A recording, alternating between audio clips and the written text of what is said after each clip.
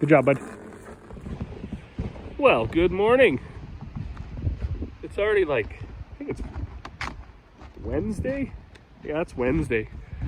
I've been offline for a week, a little over a week. So we all had the flu last week. You know, we weren't immune to that like a lot of other Albertans and I guess across Canada. But holy man, I can say I haven't been that violently ill in years. So Monday morning, early in the morning, I'm talking like 3 in the morning. I woke up like vomiting and just like violently sick. That Monday was a total write-off. Tuesday I felt a bit better, made some bags, and then I just plummeted again Wednesday, Thursday, Friday. Joint pain, muscle pain, cough, sore throat. Just unbelievable. The kids were all sick for a whole week. Buddy's still just getting over it. Corey got sick. Emmy got sick. She missed a whole week of school last week. It's totally crazy. So, needless to say, with that, just getting the work done took just all the energy. Of course, Mom and Dad, they didn't want to come out and expose themselves to that, and I don't blame them. My brother, his family, they got sick. My in-laws, they all got sick with their kids. Seemed to really hit the kids hard. So anyways, we are back at it now. I kind of made bags as much as I could all week when I could. I guess the nice thing about working for yourself and working from home is you can come out and work for a few hours, and if you just can't take it anymore, you can go back to the house for a little bit. So that was fortunate. But I'm gonna get plugging away here now. I gotta make an actual truckload of feed for a guy, and then a couple of small bags. So not a real big day. The other thing, I was working away in the shop here as I look at that. Them friggin' cats. They killed what is that, a little mink or something? That's too bad. It's good to have those around. Anyways, so that sucks for the day. Stupid cats. These 4 cats, I've said it in other videos, I've never seen a group of things just so hell-bent on killing stuff. So that white one is the father to 2 of them, and this orange one is just like an adopted cat. But they're always together, and they're always looking to kill something. It's amazing. So I'm not exactly sure how this guy got in here, or why they felt the urge to kill him, why they couldn't just let him live. Anyways, I'll dispose of that. Been plugging away at the tractor here. Gonna give her a fresh coat of paint. See how that goes. So I did lots of, it's been rewired, so that's all good. I was just fooling around with the paint just to see how it would look. Dad was in here yesterday. He took the hood off and the air cleaners off and the muffler and stuff off. We've got to clean it up a little bit. We're not going to do a full-on multi-million-dollar restoration for a tractor that just runs the grain auger, but we figured why not, right? We get some pretty harsh weather, January, February. December can be harsh. Even March can be pretty awful. So nice to have a little project in the shop, and everything benefits from a fresh coat of paint. So this is one of the projects that I've been working away on while I've been ill. You know, it's going to be a good day when everything starts. So I got my the 4440 and this little 430 case. They're on timers, so their block heaters kick on at about 4 in the morning. Telehandler parks in the shop overnight, so it always starts. But that grain truck, it fired up this morning. I haven't started the other tractor yet. I'll need it to move a couple bags around. But I wanted to go ahead and get this truckload ready. It's 7 tons. So I need 3 tons of barley, then I need 3 tons of oats, and then I need another ton of 50/50 barley oats. The mixer only holds about 3 tons, so I'll do 2 ton at a time. That's also a pretty good way to make feed is in small batches. So, you know, there's big mixers out there, commercial mixers that mix up 10 ton at a time. But what I found even with this one, if you do quite a bit of mixing and you never empty it right out, a lot of fines accumulate in the bottom, and that actually can be quite detrimental to livestock. So we put a ton of barley, a ton of oats, and then the required amount of supplement. Let it mix there for 5 minutes and auger it all out, and then start the next ton. And it keeps everything uniform through the load. One of the perks to smaller establishments, if you will, is there's a little bit more attention to that kind of detail because they're not such high tonnage, high output. So the other thing that's pretty important to always keep track of the supplement you're adding. I only ever mix to the recommendations, right, to the instructions on the bag. We don't go off of that. You know, those people know how they want their supplement mixed, and that's what we do. So it's not quite a ton, 2,094 pounds of barley, 2 bags of supplement, 2,094 pounds of oats, 2 bags of supplement. That's what makes your whole ton. And then we watch it mix.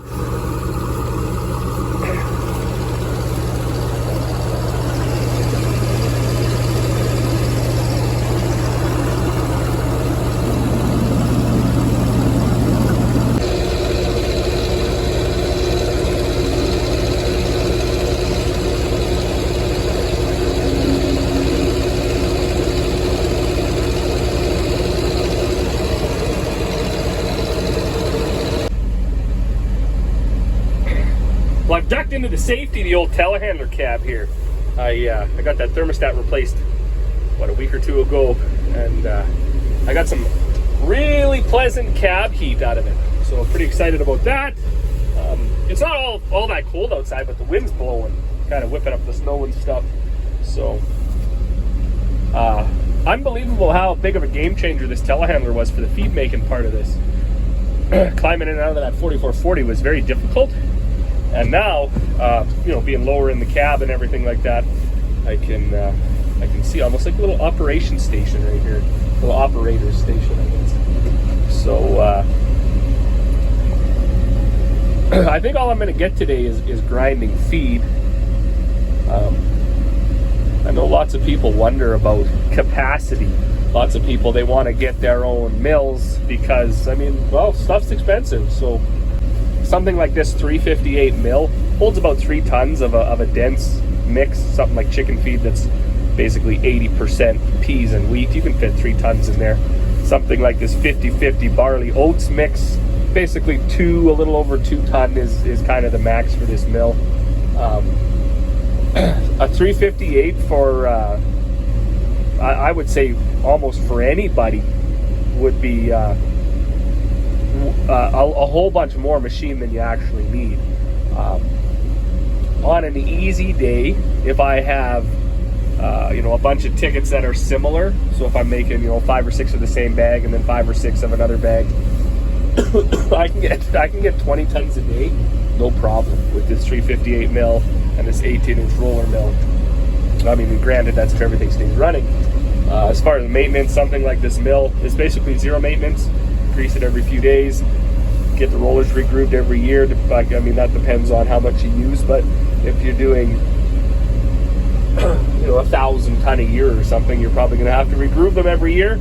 As far as the mill, same thing. If you're doing 1,000 ton a year, you need to change those hammers. You're probably going to replace the those screens, at least the smaller one. You're probably going to have to replace that. There's some chains, some bearings that fail, but the gearbox on this one was the biggest problem for me, and we finally, knock on wood, got that solved. So if you're looking for a mill for your hobby farm, your whatever, your small farm, you know, even your large, you know, if you're a large producer, I wouldn't be scared of finding yourself a decent New Holland mill. Parts, from what I understand, are still available. And really what can't be found is, aside from some of those bevel gears, are easily made by a machinist. So, and a sheet metal guy can get the tin work and stuff for you to rebuild the augers and stuff like that. So that's a little bit about that. Oh, well, good evening. So this has already been a bit of a day. Got my bags made, cleaned up in that feed shed a little bit. And then the pigs there. I've been 3 days ago. I don't know what it is with pigs. Like, why can't they just leave stuff alone? But they're like smashing at shit, and they're just very destructive. So we noticed that the water pressure in the house was like way down. So I checked everything at the pump house, and it seemed to be, when I isolated everything, because there's a valve to close that goes to the trailer, valve to close that goes to the shop and the barns, valve to close that goes to the house. So close everything, seemed all right. What seemed to be wrong was there was a broken line or something up by the barns or up by the livestock here. So I walked up, and they had like smashed the water apart, so the lid was pushing down on the float, so it was just like pumping. And of course that was right around the minus 30 that we had, and while it was pumping, it overfilled, and then it ran inside itself and filled the underground, like the pipe coming up from in the ground, filled that with water. And then of course that all froze because the thermostat that runs the heater for the water that got covered in water, so shorted out. Anyways, it was just nonsense. So fortunately, that one that's way up there with the pigs, it's buried in the ground, that one just always works. So I just opened the gate so then the cows can go into where the pigs are and get their water. It's my understanding that one of these waters is good for about 50 head, and we have like 5 pigs and 4 cows and a horse and 2 llamas. So I mean, one is all right, but I like to if we have 1, 2, 3, 4, 5, if we have the option to have 5, I would like to have all 5 working and just turned off, so I just have to flip a switch if anything would go wrong. Unfortunately, that's not doable in the winter. Once they kind of freeze up, you're better to leave them froze than thawing them out and letting them freeze up again or whatever, because then you'll just have busted valves and everything. But I like to have 2 going. So I'm up here now, and I'm going to get this one going again. I had to get a new float and new everything, because yeah, they smashed it apart when it was working. I would have even give them credit if it was frozen and they smashed it apart because they couldn't get any water, but they smashed it apart while it was working. So kind of, I don't know, kind of on them, I guess. They're sort of dumb, and everyone says that pigs are so smart. Crazy. Okay, I'm gonna need 2 hands for this. Whew. Well, thankfully we got some nice weather here to do this. The trick with these is to get them, my understanding, there's some of the ones that I have a water level on this white part, and I think you want to get it up to there so it keeps this part warm too, because like the water will get right warm with that heating element in there. And I think if the water doesn't get high enough on this white part, in a real cold day, this will freeze too, and then the float won't work, so your water won't work, and then it'll start to freeze up wherever it's going to freeze up. But I'm going to leave this here for a minute. I got to fill up the water in the chicken coop. Kind of a nice reason to keep this one running is you don't have to cart water so far. But I'll be able to see if it's going to overflow. It's got this wing nut right here and these little gears from the arm that goes to the float and the arm that goes to the valve. So you just kind of crank it down a couple of gears if it's overflowing, and then puts more pressure on there to stop it. Lots of times I found here, like we have a bunch of extra ones of these, but the rubbers in them get so dry, so until they're functioned a few times, they don't actually seal up good. And in the summer, that's kind of, it's kind of okay. You don't want to have your pump running all the time either, but in the winter, it's really not good because you end up with just ice everywhere. So you want to make sure you get it right as soon as possible. And that's already too full, so crank that down one more time, and then I'll empty this out to fill the chickens water, and then we'll see if it stops a little lower. Well, she's quite dark now, but I got that water working down there.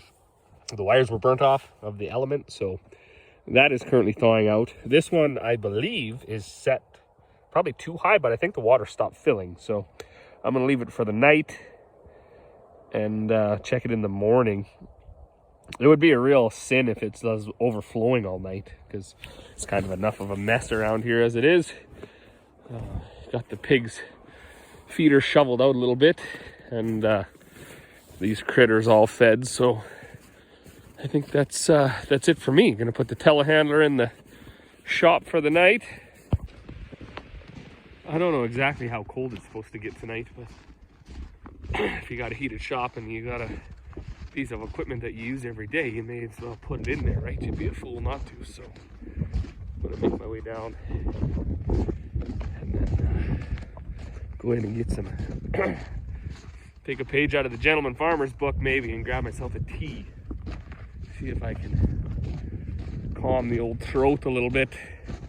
As always, thanks for watching, and we'll see you all on the next one.